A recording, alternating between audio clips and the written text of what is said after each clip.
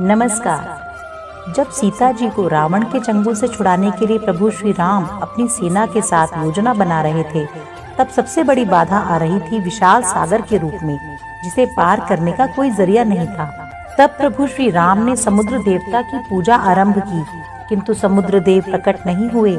क्रोध में आकर प्रभु श्री राम जी ने अपना धनुष बाण उठा लिया। तब समुद्र के प्राण सूखने लगे और वे प्रकट हुए। समुद्र देव बोले, हे प्रभु, आप अपनी वानर सेना की मदद से मेरे ऊपर पत्थरों का एक पुल बनाइए। आपकी सेना में नल और नील नामक 2 वानर हैं, जो सर्वश्रेष्ठ अभियंता यानी इंजीनियर हैं। तो जब समुद्र पार करने के लिए राम सेतु का निर्माण हो रहा था, तब वानर सेना पत्थरों पर श्री राम का नाम लिखती और पत्थर पानी में तैर जाते। तब यह बात रावण की लंकापुरी में फैल गई। रावण की प्रजा और सेना के मन में संशय हुआ कि यह कैसी मायावी सेना है, जिसके कारण पत्थर पानी में तैर रहे हैं। रावण से पूछने पर वह बोला, अरे इसमें कोई बड़ी बात नहीं, ये कार्य तो मैं भी कर सकता हूँ। अब कौतूहलवश संध्या के समय संपूर्ण प्रजा और सेना रावण के साथ वहाँ समुद्र तट पर उपस्थित हो गई। रावण ने एक पत्थर लिया, उसके ऊपर रावण लिखा और पानी में फेंक दिया। आश्चर्य की बात ये हुई कि पत्थर तो तैर गया। सारी सेना और प्रजा का मनोबल बहुत बढ़ गया। वे उत्साहित और आश्वस्त हो गए कि हम इस युद्ध को जीत ही लेंगे।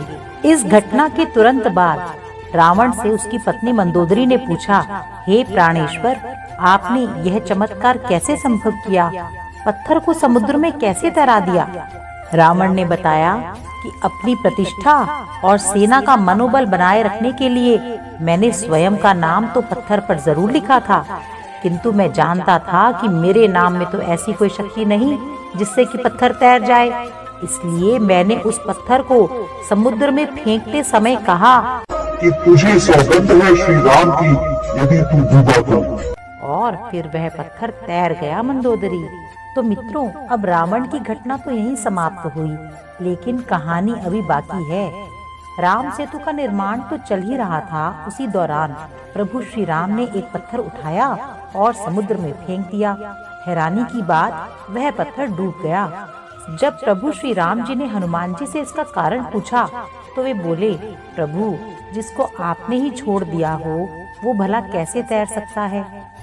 इसीलिए मित्रों, अगर प्रभु हमें नहीं पकड़ेंगे और छोड़ देंगे, तो हम भी भव सागर में डूब जाएंगे। राम नाम की भक्ति ही हमें भव सागर से पार करा सकती है।